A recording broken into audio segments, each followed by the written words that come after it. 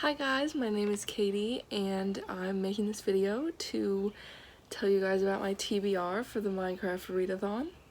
Very exciting. I'm not sure if this video is going to be coming out before or after May starts. If it's May already, I've probably started reading and I hope that you have too. And I hope that you're having a good time. So when I was building my prompt list, I wanted to make sure that I hit every profession. So at each of the 3 slides I did at least one. And the total number of books that I plan to read is 1, 2, 3, 4, 5, 6. So not too bad for me. That's like a little more than 1 per week. I think I can definitely do it. So the first prompt I chose, since I picked the farmer route, was to craft a hoe, and to do that you have to read a book that's 200 to 299 pages, and for that I'm going to read The Secret Life of Kitty Granger, which is a book that I'm reading to review for a website that I volunteer for, and it'll be the first one that I'm reviewing, so that's pretty exciting. My cat's making noise in the background. She sneezed. But yeah, this is the first book I'll be reading for the month. It's pretty brand new. I think it came out like last month or the month before, something like that. But basically it's about a girl named Kitty Granger, and she has autism, and it takes place in the 60s, London, 1967. And basically she is a teenager and I don't know much about it. The synopsis is a little bit vague about like how the story unfolds, but I guess, you know, I'll have to read that to find out. But it basically involves her being a spy, and she's like trying to take down some Nazis. So it sounds pretty fun to me.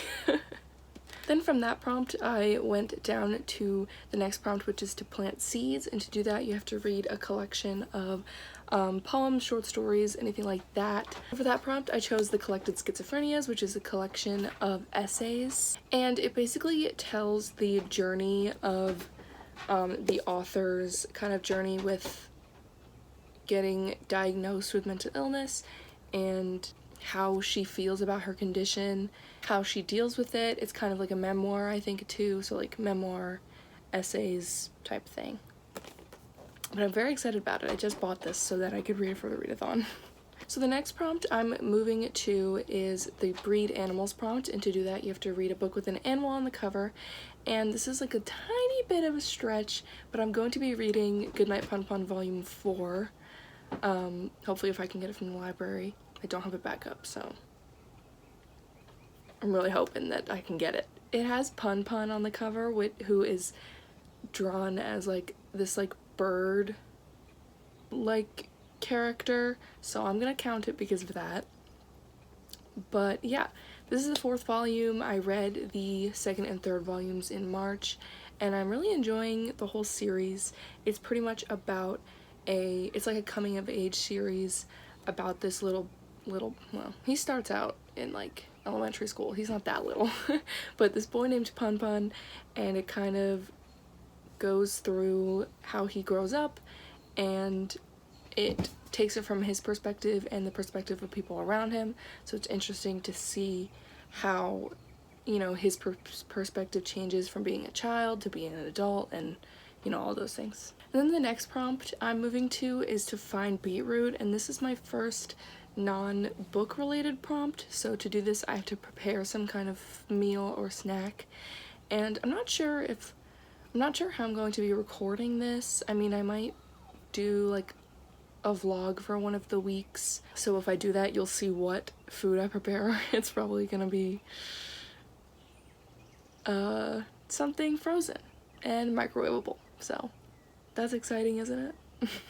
And then from that prompt I'm going to be moving to the traveler route. So the first prompt of that is to survive the night, and to do that I have to read an emotional book. And for this I'm going to either be reading Punpun Volume 5 or Such a Fun Age by Kiley Reid. This will just kind of be based on what I feel like reading in the moment. I've been meaning to read this book. I meant to read it a few months ago in 2020 when it was like, when everybody was talking about it. That's when I bought it. but I was in college at the time, so I didn't really have time to read books for fun. So yeah, I'm excited to maybe get to it this month. I guess it depends on where I am with my reading, and since this is kind of in the middle of my TBR, I might want to pick a manga instead of a longer novel, depending on how well I'm moving with the pace. From what I've heard when everybody was talking about it, I'm pretty sure it's about a black woman who gets accused of kidnapping a white child who she was babysitting.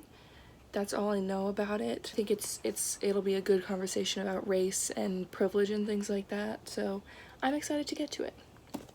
The next prompt I will be choosing is the Loot a Desert Temple prompt, and to do that you have to read a borrowed book. And for this one, I'm going to be reading a book with my friend's book club that we do. So this is one of my friends' pick. It's called Introductions, and it's part of the Ghost Bird series, I believe.